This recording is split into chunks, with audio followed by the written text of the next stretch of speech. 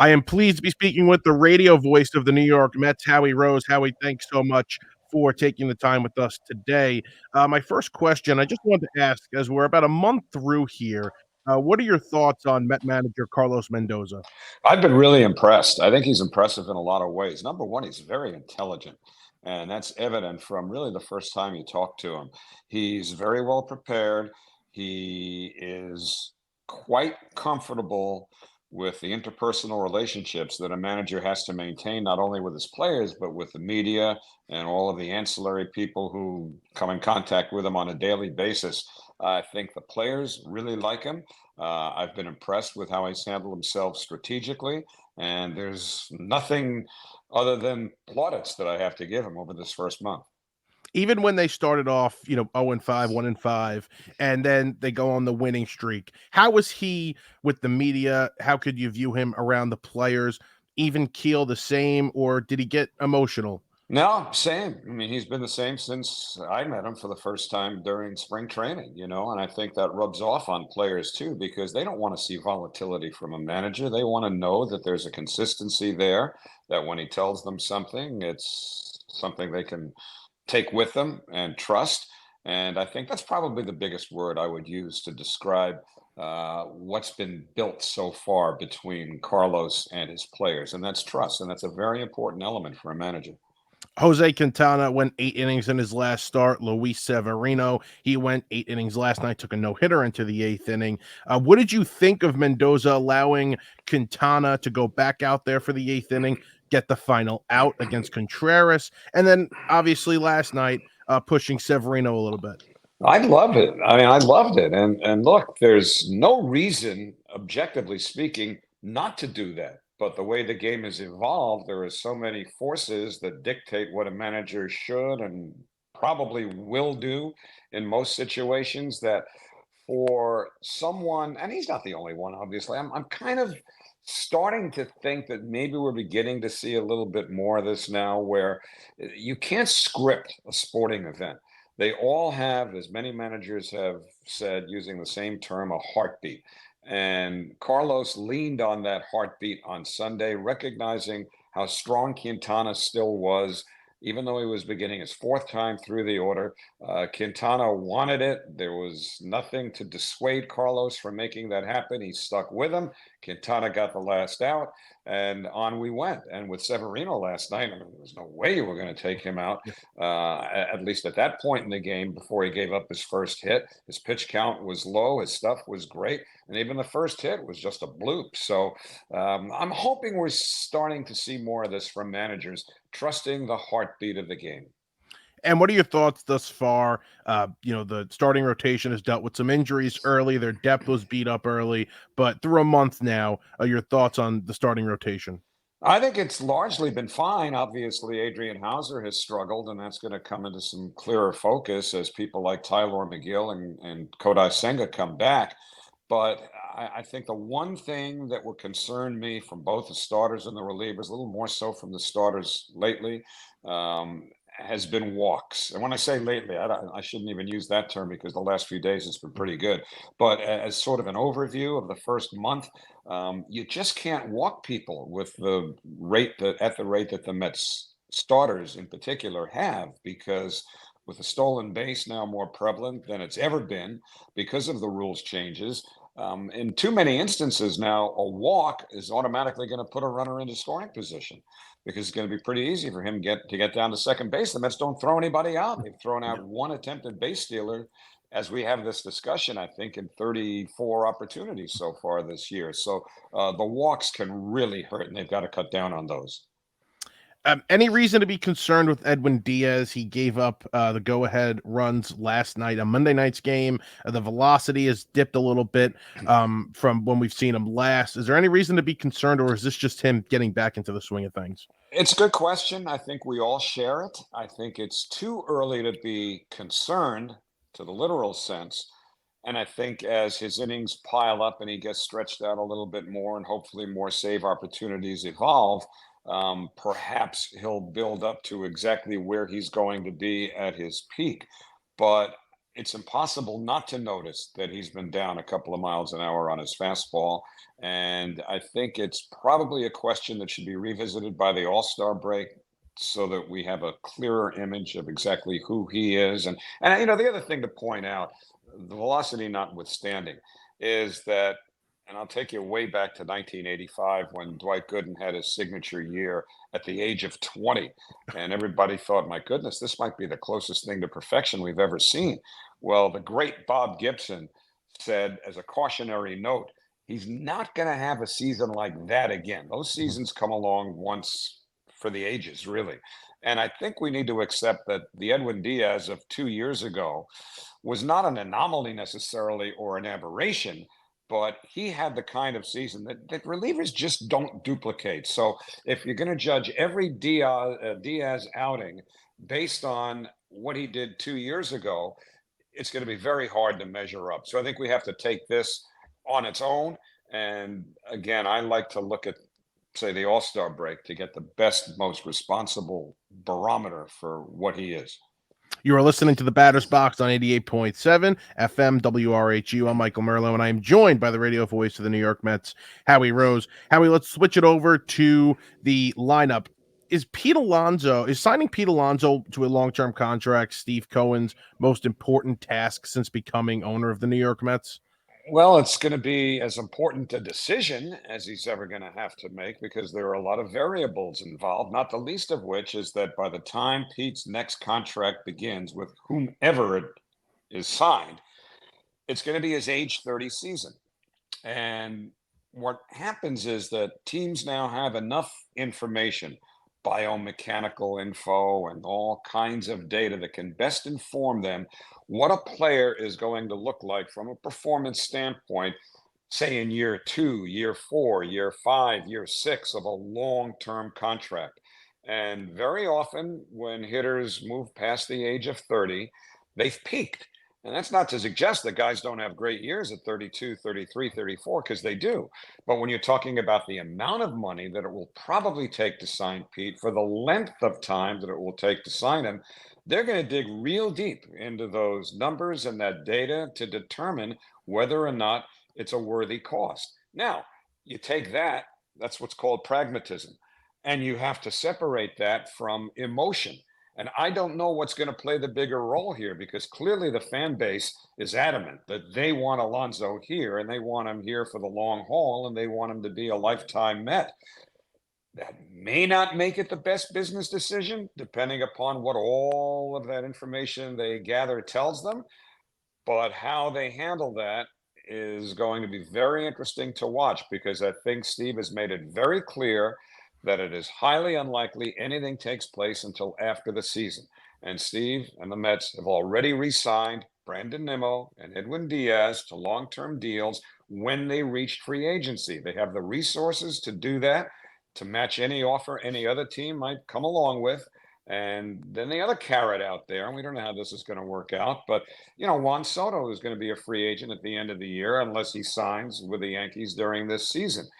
Now, Juan Soto is 5 years younger than Pete Alonso. And I think that, well, four anyway. I think this is Soto's age 25 season, Yeah. and this is Pete's age 29 year. So I think that has to be taken into consideration too. The Mets are going to weigh if there's another premium player out there who's 4 years younger, do they feel their money potentially might be better spent there? Those are the decisions that are going to inform whether or not, or the information that will inform those decisions as to where the Mets go. And as you've gotten to know Steve Cohen, you don't believe he would make that emotional decision, him being a Mets fan, him really caring about what the fans have wanted since he's become owner. You believe he'll allow his baseball operations department to make that decision. Well, I think emotion is going to have to enter into it because of what Pete's meant to the franchise and the fan base. There's no question that emotion is going to play a role in this decision. But Steve didn't get to where he is in business by making emotional decisions without analyzing every potential ramification. It's what he does. I mean, as a hedge fund boss, he does just what he did last year. Sometimes he hedges his bets, Mhm. which is why he looked at last season and said it's unlikely to go where the Mets wanted. So even though he ate a lot of money, he reversed course and moved from Scherzer and moved from Verlander and basically accelerated the growth of the Mets farm system by a full year.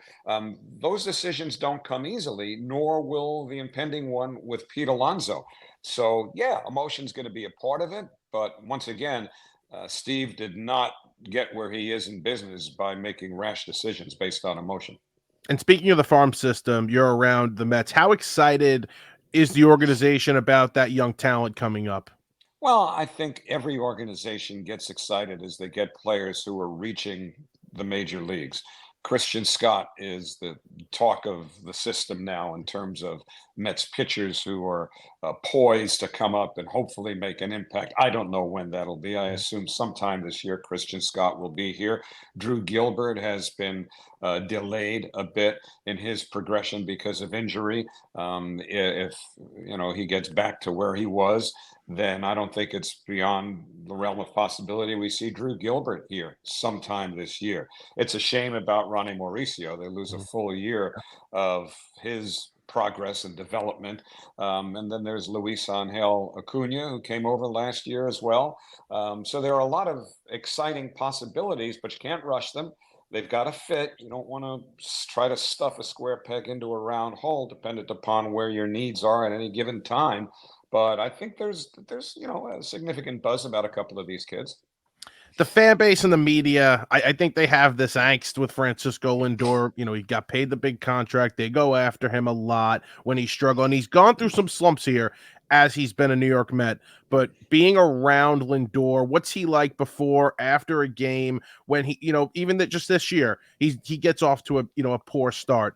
What's he like in that locker room with his teammates? He's consistent, Michael, and I think he's so much more comfortable in his own skin now in what is this, his fourth year with the Mets than he was in his first. He was a little uptight that first year. He heard every boo and catcall, and he would volunteer in post-game interviews that he would hear the booing and that he hated being booed. And that's before anybody even asked him about it. So there was a sensitivity there that was understandable given the size of the contract that he signed. Remember now, Steve Cohen didn't have to make that deal. Forget Right. about the trade. Yeah, they made the trade, and that's great. But they were not in a position then where they had to sign him to the long-term contract. But that, I think, in part, was Steve's way of saying, "Hey, I'm serious. This is not the old days. We got a lot of money to spend here. We're going to try to spend it on the right people." And he's going to make a splash, as he did with Francisco. And I think, probably by his own admission, Lindor would tell you that he tried too hard that first year. Since then, I think he's been a different person and largely a different player. I don't think you look at 1 month into the season and say this is who he is for 2024. That would be foolish. I've always felt that a quote start to a season extends through Memorial Day. So we're only halfway to that point now. I think, and this is just based on experience and what I've seen over the years, when you get to about Memorial Day or the 1st of June, that's when you step back and say, okay, what do we have here? Where is this likely to go? And is this the kind of year this player is likely to have? And again, that still leaves you 4 months for a player to potentially turn his year around. So I wouldn't even pay very close attention to what Lindor has done or not done to this point. I'd say those conversations need to be held at least a month from now. Doc's number retired a couple of weeks ago. Daryl's Day coming up very soon. Do you have an opinion on who should be next? Whose number should go up there next? Well, considering I'm part of the committee that decides on those things, I don't want to play my cards.